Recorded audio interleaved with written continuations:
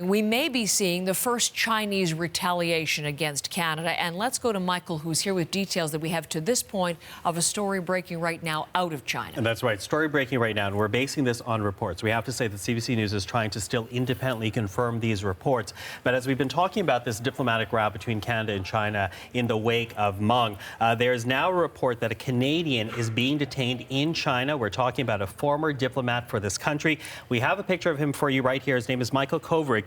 Now, he no longer works for the Canadian government. In fact, right now he's employed by a group called the International Crisis Group, and that company is apparently asking for his release. Now, we don't know if this is in response to the detention of Meng on these extradition charges. Again, we're working for confirmation here. But this certainly is the kind of reprisals that some have feared would happen. Meng, as Heather was telling you, is a rather very influential woman in the People's Republic. And to that, take a listen to Andrew Ellis. Now, he is a former member of CSIS. And for those at home who missed it, this is what he said in the last hour when he was talking to Heather about these types of potential reprisals. Take a listen. This isn't the first time that the Chinese have responded to issues that they're uncomfortable with in the Canadian justice system by, frankly, trumping up charges and holding Canadians. And it's a very difficult and challenging undertaking for the Global Affairs Department of Canada and for the minister. But again, this is proof in point of what I've been saying and what everybody else has been saying. This is the government you're dealing with.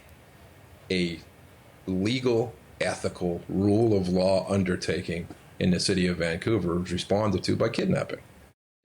Now, again, that's Andrew Ellis. We're going to hear more from him regarding the case of Meng, as well as Huawei, the company for which he is the CFO. But as we talk about this diplomatic row, Heather, this is now a development. Again, reports, CBC News, we need to underline this. CBC News is working right now to confirm all these details.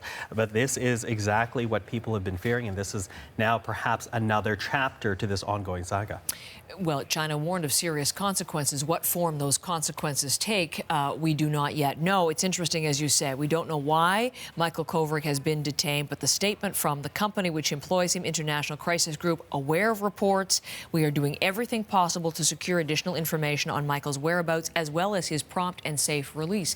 And this is the kind of thing, Susan Prince, as you join us as well on this story, that companies that do business in China are very concerned about their own employees in times of diplomatic tension. That's right. And it's something that Brian Kingston, who's the president of the Business Council of Canada, highlighted in his comments. He said that, you know, that first of all, there are concerns around your employee in that market. That speaks to exactly what may have happened to Michael Kovrig. And secondly, then you suddenly worry about exports and that sort of thing. But the first thing is when you have Canadian employees on the ground in China, that there's a risk there. And we're seeing that play out very quickly with the news that's out this morning. We certainly have seen in the past Canadians detained, non-related to issues, but have been on the receiving end of detention, become instruments in those ongoing tensions. Michael, talk a little bit more about the political implications here, what we're seeing unfold. We're now, so it was December the 1st, we're now looking at more than a week of detention for this high-powered Chinese executive. High-powered with very deep ties in the People's Republic. But that said, we need to circle back here. The reason why she has been detained is because the United States is trying to extradite her. They believe that she has violated the international sanctions against Iran. Now, that said, the Canadian government says at this point, this is a judicial play. The government cannot be involved. We have specific laws, particularly in a democracy where there is a separation between government and the judiciary. But China obviously feels that there is wiggle room here for China to have Meng released rather than handing her over to the United States for extradition. The Trudeau government, though, members of the government saying that is just not the case. And to that, take a listen to the Foreign Affairs Minister, Chrystia Freeland, and the Prime Minister himself. This was not in any way a political decision. There was no political interference, as the Prime Minister has said, none at all. What the Canadian courts are going to need to decide, what a Canadian judge will need to decide, and is whether the U.S. is able to make a case for an extradition from Canada to the U.S. We are a country of the rule of law. We live up to our international obligations, and we trust our courts to do the right things. So a country that respects the rule of law from the Prime Minister, but that is not placating officials in China. In fact, through its state media, China Radio, which is basically an arm of the government of the People's Republic, take a look at this commentary that they had to make about Canada's actions here. They say this statement makes Canada's judicial independence as a sovereign country a joke and a lie. It is no wonder that some overseas netizens describe Canada as a loyal dog or even a servant of the United States instead of a free and democratic country. So not going beyond insults, not foregoing appealing and insulting Canadian pride, as they say to Canada. You do not have to hand over Meng to the United States. You do not have to follow through this extradition process, although Canada very clear, by treaty, by law, we need to go through this extradition process, of which the government has no role in. Okay. Just before I let you go, again, to go over the details that we have to this point, as Michael said, not independently confirmed by CBC News, but Michael Kovrig, who worked from 2003 to 2016 as a diplomat in Beijing and in Hong Kong, now with International Crisis Group, and has been since February of 2017, according to multiple reports, and his current employer on their website.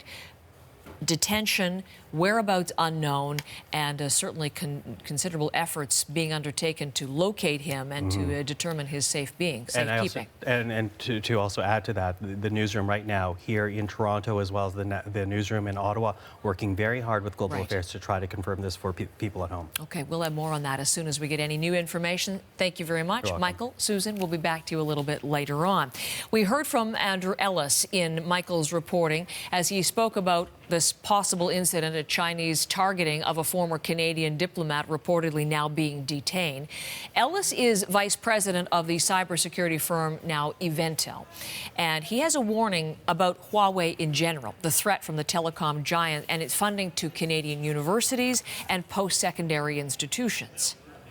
Universities are always seeking funding for research and development, but I guess you have to look it's a long game. Everything is a long game. And, I've spoken to universities and post-secondary institutions in Canada and the U.S. as well about it. And my advice is, if there's a problem with Huawei now or in the future, and you build your university's infrastructure, your research and development on that platform, you're at risk. First risk is any research and development that you do is at risk of being exploited, of being taken. And I'll be very frank, the government of China has used its intelligence services to acquire technology, goods, services, capabilities, and have been doing it for decades. And they've been using this method and others. So it's not like this is a surprise. Furthermore, how are you going to, if you build something, if you do research and development, you've come up with the greatest discovery ever, and you say, I want to share it with the world, and I want to make more money for the university by charging people to use this technology. Well, half the world isn't going to be able to touch it, because you've got the poison fruit. You've got Huawei as part of that picture, and you can't pull that back out again. So yes, it's a short-term gain, but in the long term, it's a significant risk that they need to think about. Two quick questions, because this is so fascinating.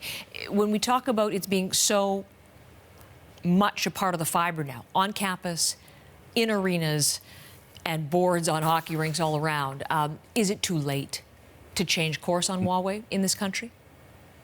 Never too late. I think, the government needs to start to go to those companies that remain in the process, that remain in the market, those trusted corporations, and say, look, guys, we need more. It's advantageous if Huawei isn't in the market. They're a huge competitor to the big people that are out there, the big corporations that are out there. You go to those corporations, say, I'm going to make a difficult decision, but I need your help.